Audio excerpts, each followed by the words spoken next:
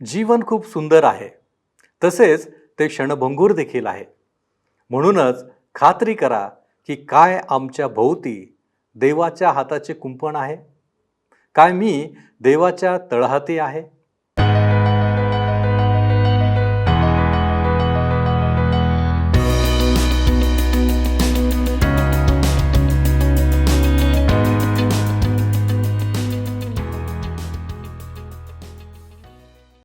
आम्हावर प्रीती करणाऱ्या जिवंत परमेश्वराच्या पवित्र नावात आपणा सर्वांस सलाम.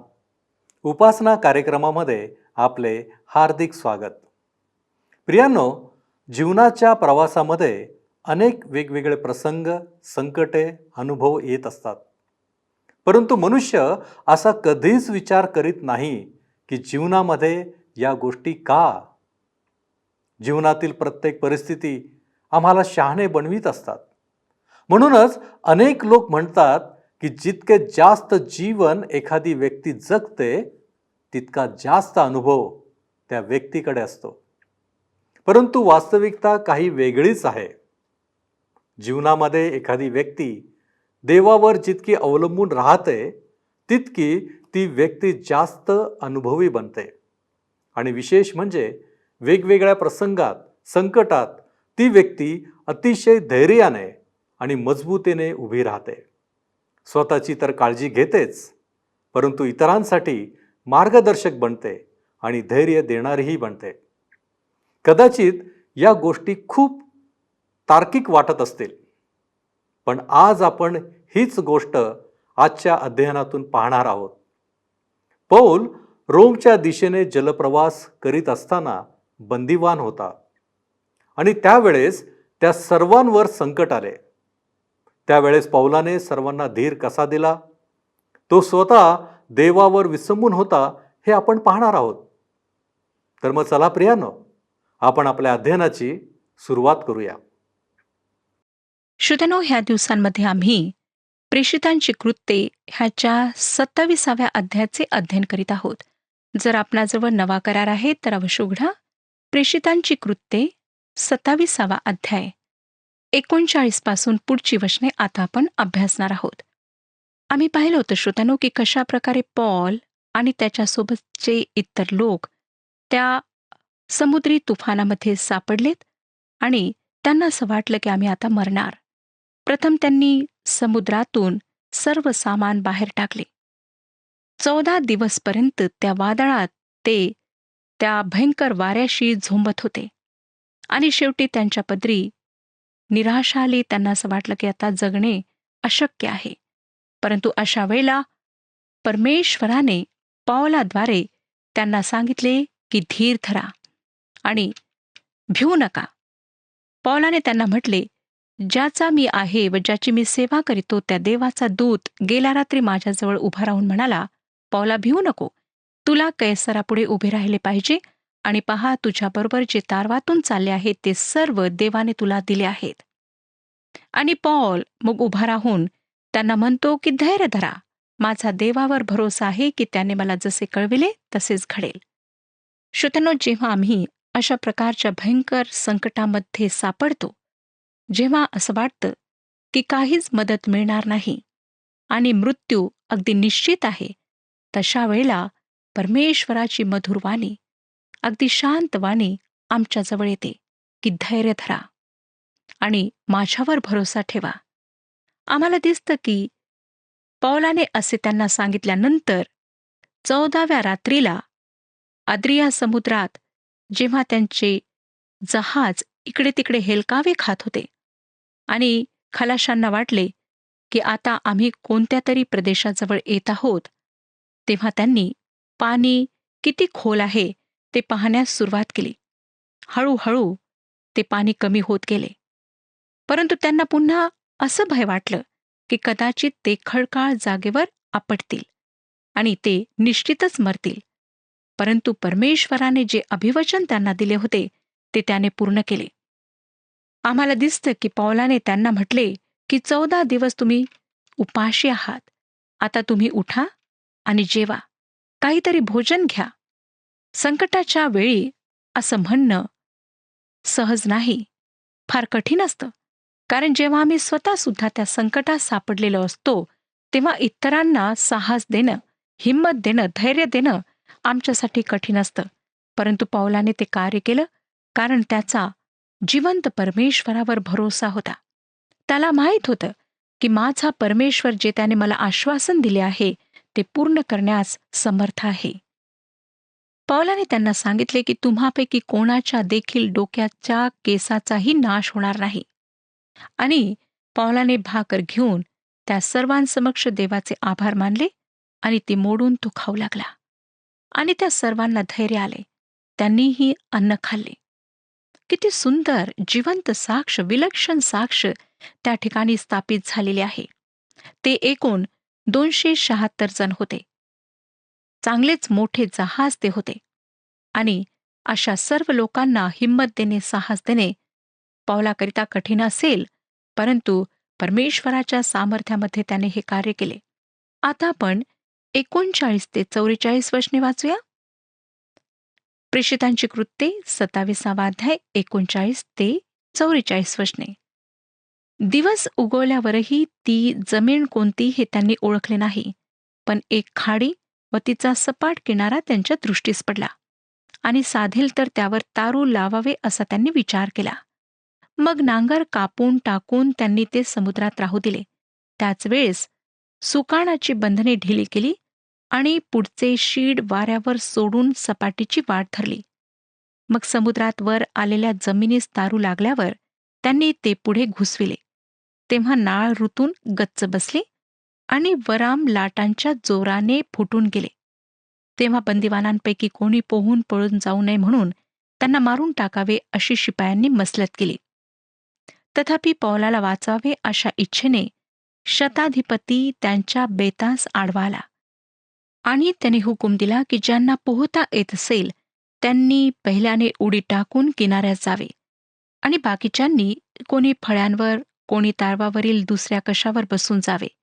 याप्रमाणे सर्वजण निभावून किनाऱ्यास पोहोचले. त्यांचे निभावून किनाऱ्याला लागणे हे चमत्कारिक होते. मी असे म्हणण्याची जबरदस्ती करणार नाही श्रोत्यांनो की तो चमत्कार होता.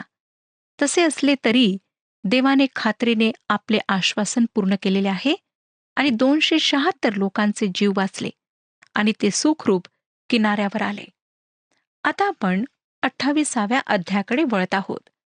प्रेषितांची कृत्ये 28वा अध्याय. ह्या ठिकाणी आम्हाला पौलाचे रोम शहरात आगमन दिसते. प्रेषितांची कृत्ये ह्या पुस्तकातील हा आमचा शेवटला अध्याय आहे आणि आता आपण पौलाचा मिलितापासून रोमपर्यंत पाठलाग करणार आहोत. अर्थात आपण त्याच्या मागे जाणार आहोत. ज्या वेळेस पौलाचे रोम शहरात आगमन झाले त्यावेळेस तो प्रथम यहुद्यांना शुभवर्तमान सांगणार आहे आणि नंतर विदेशांना. हा वृत्तांत इथेच संपलेला नाही, परंतु रोममध्ये पौलाच्या संदेशाद्वारे ह्यामध्ये खंड पडणार आहे. पवित्र आत्म्याचे कार्य श्रोत्यानो आजही संपलेले नाही. प्रेषितांची कृत्ये ह्या पुस्तकाचा शेवट त्या दिवशी होईल ज्या दिवशी प्रभू येशू ख्रिस्त ढगांवर बसून त्याच्यावर विश्वास ठेवणाऱ्या लोकांना स्वतःसोबत स्वर्गामध्ये राहण्याकरिता घेऊन जाईल. अर्थात येशू ख्रिस्ताच्या दुसऱ्या आगमनापर्यंत हे पुस्तक लिहिणे सुरूच राहील. 28वा अध्याय पहिलं वचन बघा. असे आम्ही निभावल्यावर त्या बेटाचे नाव मिलेता आहे असे आम्हास समजले. हे एक बेट आहे ज्याला आज आपण माल्टा किंवा मिलिता असे संबोधतो. ज्या उपसागरात ही घटना घडली त्याला आज संत पौलाचा उपसागर म्हणून ओळखल्या जाते. आम्हाला दिसतं श्रोत्यांनो की जे दुसऱ्या जागतिक महायुद्धाच्या वेळी जिवंत होते त्यासाठी हे एक फार मनोवेधक असे स्थान होते. त्यावेळी ह्या ठिकाणी सगळ्यात अधिक बॉम्ब टाकण्यात आलेत, कारण हे स्थान युद्धाच्या कूटनीतीच्या अंतर्गत व्यूहरचनेचे केंद्र बनले होते. त्या काळामध्ये जनरल डर्बी हा त्या प्रांताचा जनरल आणि सुभेदार होता. तो विश्वासणारा होता आणि पौलाच्या मागून येणारा योग्य व्यक्ती होता. ह्या उपसागरावर पौलाचे आगमन आणि जनरल डर्बी ह्याचा अधिकार हे खरोखर मनोरंजक आहे. नौकाभंग आणि पौलाचे मिलिता बेटावरील आगमन हे आम्हाला खात्रीपूर्वक हेच दाखवून देते की परमेश्वर पूर्णपणे प्रेषित पौलाला सहाय्य करीत होता आणि आपल्या अभ्यासाकरिता आपण त्यापासून काही शिकू शकतो आणि ते आम्ही शिकावे म्हणून हे नमूद करून ठेवण्यात आलेले आहे. 28 अध्याय 2 वचन बघा. प्रेषितांची कृत्ये 28 अध्याय 2 वचन. तेथी बर्बर लोकांनी आम्हावर विशेष उपकार केले, म्हणजे पाऊस व गारठा असल्यामुळे त्यांनी शेकोटी पेटवून आम्हा सर्वांचा पाहुणचार केला. आम्हाला ह्यामुळे थोडेसे हसायला येईल, कारण डॉक्टर लूक ह्यांनी त्या लोकांचा उल्लेख बर्बर लोक असा केला आहे. बार्बरियन हा शब्द त्यांच्या संदर्भात वापरण्यात येत असे जे ग्रीक भाषा बोलत नसत. ह्या ठिकाणी ती कोणत्याही संस्कृतीचे निर्देशक नाही. ह्या ठिकाणी आम्हाला अन्य जाती लोकांनी केलेला आदर सत्कार पाहायला मिळतो. लक्षात असू द्या की हे जे तारवातून वाचलेले लोक होते ते 276 लोक होते. ते सर्वजण मिलिता ह्या लहानशा बेटावर उतरले आहेत. ह्या जमावामध्ये बहुतेक जण गुन्हेगार होते, कैदी होते आणि त्यांना शिक्षा म्हणून रोमला पाठविण्यात येत होते. तरीही ह्या ठिकाणी आम्हाला एक आश्चर्यकारक गोष्ट पाहायला मिळते, ती म्हणजे ह्या अन्य जातीच्या लोकांनी त्यांना केलेली मदत. आपण योनाच्या पुस्तकात पाहतो अशाच प्रकारची एक घटना ह्या ठिकाणी आम्हाला पाहायला मिळते. ती म्हणजे त्या खलाशांनी योनाला समुद्रात फेकून दिले होते. त्याला फेकून द्यावे अशी त्यांची इच्छा नव्हती, परंतु योनानेच त्यांना तसे करायला सांगितले होते. त्यांनी जहाज किनाऱ्याला आणण्याचा भरसोक प्रयत्न केला, परंतु त्यात त्यांना अपयश आले. ते तसे करू शकलेले नाहीत. काही वेळा अन्य जातीचे लोक आमच्या भोवती असणाऱ्या धार्मिक विश्वासणाऱ्या लोकांपेक्षा उदार असतात आणि ते अधिक मदत करणारे असतात. पुष्कळदा आम्हाला आमच्या विश्वासणाऱ्या लोकांकडून मदत मिळत नाही. त्यांच्याकडून कुठल्याही प्रकारचे मार्गदर्शन मिळत नाही, परंतु जे अविश्वासणारे असतात ते आमच्या मदतीला धावून येतात. ते आम्हाला मार्गदर्शन पुरवतात आणि पुष्कळदा सीमा ओलांडून ते आमची भरपूर मदत करतात. 3 वचन बघा काय सांगतं. 28 अध्याय 3 वचन. तेव्हा पौलाने काटक्यांची मोळी आणून शेकोटीवर घातली. इतक्यात उष्णता झाल्यामुळे एक साप बाहेर निघून त्याच्या हातास झोंबून राहिला. हे तुमच्या लक्षात आले असणार की मार्क शुभवर्तमानाच्या शेवटी एक आश्वासन दिलेले आहे. मार्क शुभवर्तमान 16 अध्याय 17 आणि 18 वचने. मार्क शुभवर्तमान 16 अध्याय 17 आणि 18 वचने. आणि विश्वास धरणाऱ्यांबरोबर ही चिन्हे असत जातील. ते माझ्या नावाने भूते काढतील, नवनव्या भाषा बोलतील, सर्प उचलतील व कोणताही प्राणघातक पदार्थ प्याले तरी तो त्यांना मुळीच बाधणार नाही. त्यांनी दुखणायतांवर हात ठेविले म्हणजे ते बरे होतील. आणि हीच गोष्ट आता पौलाच्या जीवनामध्ये पूर्ण होताना आम्हाला दिसते. माझा हा पूर्ण विश्वास आहे की नवीन करार लिहून पूर्ण होण्यापूर्वीच्या काळापुरतेच हे चिन्ह दाखविण्याचे दान देण्यात आले होते. ज्यावेळी ह्या चिन्हांच्या दानांची शुभवर्तमानाला किंवा देवाच्या वचनाला सिद्ध करण्याकरिता आवश्यकता होती. माझे आपणाला असे सांगणे आहे की आमच्यापैकी कोणीही हातात विषारी साप धरण्याचा प्रयत्न करू नये. आपल्या नजरेसमोर मला दुसरी गोष्ट आणावीशी वाटते. पौलाने मुद्दाम ह्या ठिकाणी साप उचललेला नाही हे लक्षात घ्या. पौल देवाची परीक्षा पाहत नाही, परंतु आम्हाला इतके कळते की पौलाची नजर अधू झालेली होती, म्हणजे त्याला डोळ्याने कमी दिसत होते. पौलाला बरोबर दिसत नव्हते, अंधुक दिसत होते. ज्या वेळेस त्याने थोड्या काटक्या काढल्या तेव्हा त्या काटक्यांमध्ये साप होता, परंतु तो पौलाला दिसला नाही. त्याला उष्णता लागताच तो बाहेर आला. ह्या ठिकाणी आणखी एक गमतीदार गोष्ट आम्हाला प्रेषित पौलच्या जीवनाविषयी पाहायला मिळते. प्रेषित पौल काटक्या एकत्र करीत होता. जे लोक बेटावर होते त्यांनी त्यांचे फारच चांगल्या रीतीने स्वागत केले. त्यांनी 276 लोकांचा स्वीकार केला. त्या ठिकाणी पाऊस व गारठा होता, म्हणून त्यांनी शेकोटी पेटवली कारण त्यांना आलेल्या पाहुण्यांचा गारठ्यापासून बचाव करायचा होता. ज्यावेळेस अग्नी विझायला आला त्यावेळेस पॉल उठला आणि काटक्यांची आणखी एक मोळी त्या अग्नीत टाकण्यासाठी घेऊन आला. तो स्वतः आपल्या कामाच्या संदर्भात आम्हाला सांगतो की तो तंबू बनविणार आहे आणि त्यामुळे तो कधीही मंडळीला ओझे झाला नाही. आणि कोणीही असे म्हणू नये की पॉल हा आळशी उपदेशक होता. साहजिकच तो कोणतेही काम करायला घाबरत नव्हता. जेव्हा पौलाने त्या अग्नीत काड्या टाकल्या तेव्हा साहजिकच तो साप आगीपासून दूर जाऊ लागला. खरे पाहिले असता त्याने फक्त दंशच केला नाही तर त्याने त्याच्या हाताला गुंडाळा टाकला. ज्यावेळेस पौलाने काटक्याची मोळी अग्नीत टाकली तेव्हा तो साप बाहेर आला होता. ते जीवाणू त्याच्या हाताला लटकलेले पाहून बरोबर लोक एकमेकांना म्हणू लागले, खरेच हा माणूस घातकी आहे. हा समुद्रातून वाचला तरी न्यायदेवता त्याला जगू देत नाही. 4थं वचन हे आम्हाला अशा प्रकारे सांगते. मी हे वचन आपणाकरिता वाचत आहे. ते जीवाणू त्याच्या हाताला लटकलेले पाहून बरोबर लोक एकमेकांना म्हणू लागले, खरेच हा माणूस घातकी आहे. हा समुद्रातून वाचला तरी न्यायदेवता त्याला जगू देत नाही. श्रोत्यांनो, ह्या ठिकाणी जो ग्रीक शब्द वापरण्यात आलेला आहे तो आहे डाईक, ज्याचे भाषांतर जस्टिस म्हणजे न्याय असे केले तर अधिक बरे होईल. न्याय देवता त्याला जगू देत नाही. दुसऱ्या शब्दात त्यांना असे वाटले, पॉल हा घातकी मनुष्य आहे, त्यामुळे न्याय देवता त्याचा पाठलाग करीत आहे. तो समुद्रातून वाचला तरी आता निश्चितपणे तो ह्या सर्पदंशाने मरणार. अगदी मनमोकळेपणाने मला असं वाटतं की ते सर्वजण बसून पौलाचे निरीक्षण करीत होते आणि त्या सर्पदंशाचा पौलावर काय परिणाम होतो हे पाहत होते. कोणत्याही वेळेस त्याच्या हातावर सूज येईल आणि त्यातच तो मरेल असे त्यांना वाटले होते.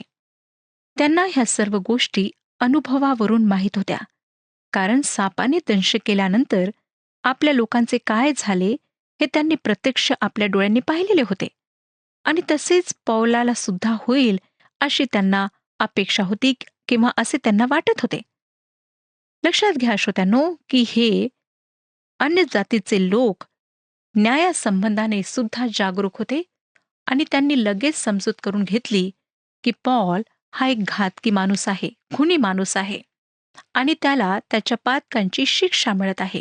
तो शिक्षेस पात्र आहे म्हणून न्यायदेवता त्याचा पाठलाग करीत आहे. संपूर्ण रोमन साम्राज्याचा विचार केला तर त्यांच्या मनात न्यायाबद्दल आदर होता. आपल्याला ह्या ठिकाणी त्यांच्या मनात आदर पाहायला मिळतो. अन्य विश्वासणाऱ्या लोकांनी रोमन लोकांनी जगाला दिलेली ही एक भेट आहे. रोम न्यायासंबंधी ओळखल्या जात होते. रोम हे दयेबद्दल नाही परंतु न्यायाबद्दल प्रसिद्ध होते. रोममध्ये पापांची क्षमा होती. जर एखाद्या व्यक्तीने आज्ञा मोडली तर त्याबद्दल त्याला शिक्षा ही निश्चित होती. रोमच्या टाचेखाली संपूर्ण जग दयेची याचना करीत होते. ही येशू ख्रिस्ताच्या येण्यासंबंधीची तयारीची वेळ होती, कारण संपूर्ण मानवजातीला पापांपासून मुक्ती देण्याकरिता प्रभू येशू ख्रिस्त ह्या जगात आला. त्याने परमेश्वराच्या दयेला मानवजातीकरिता प्रगट केले. देवाच्या दयेबद्दल आणि क्षमेबद्दल मनुष्याला समजेल अशा भाषेत त्याने सांगितले आणि मनुष्य जातीला वाचवण्याकरिता तो ह्या जगात आला.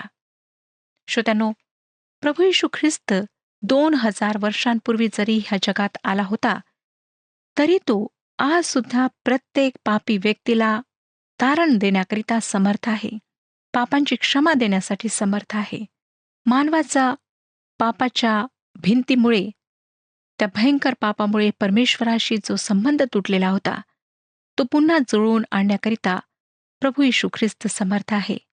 कारण परमेश्वराने पहल केली आणि प्रभू येशू ख्रिस्ताला ह्या जगात पाठवले, ज्याने संपूर्ण मानवजातीच्या खंडणीकरिता स्वतःचा प्राण त्या वधस्तंभावर दिला, आपले रक्त सांडवले आणि त्याने मानवाकरिता स्वर्गाचे द्वार उघडले. आज मानवाकरिता अनंत जीवन शक्य आहे. कारण श्रोत्यानो, उद्धाराचे कार्य, तारणाचे कार्य त्या वधस्तंभावर पूर्ण झालेले आहे. जरी न्याय आहे तरी न्यायापासून सुटका प्रभू येशू ख्रिस्त देऊ शकतो. ही तारण प्राप्त करून घेण्याची वेळ आहे. म्हणून वेळ गमावू नका. आजच प्रभू येशू ख्रिस्ताजवळ या. त्याला आपले जीवन समर्पित करा. आपल्या पापांची क्षमा मागा. आपल्या सर्व पापांची कबुली द्या. लक्षात घ्या की ह्या जीवनाचा अंत केव्हा होईल कोणीच सांगू शकत नाही.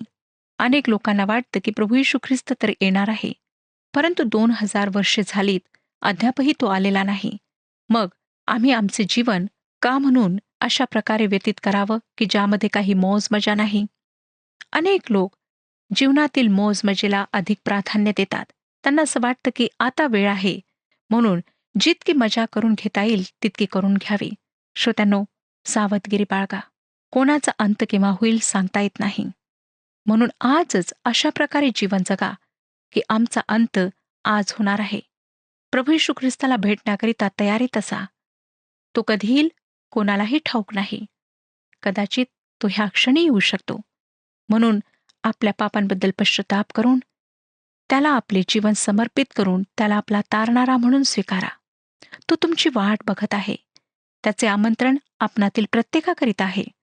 मग आपण वृद्ध असा, तरुण असा, लहान असा, कोणत्याही जातीचे असा, कोठेही राहणारे असा, काहीही करणारे असा, प्रभू येशू ख्रिस्त संपूर्ण मानवजातीसाठी ह्या जगात आला.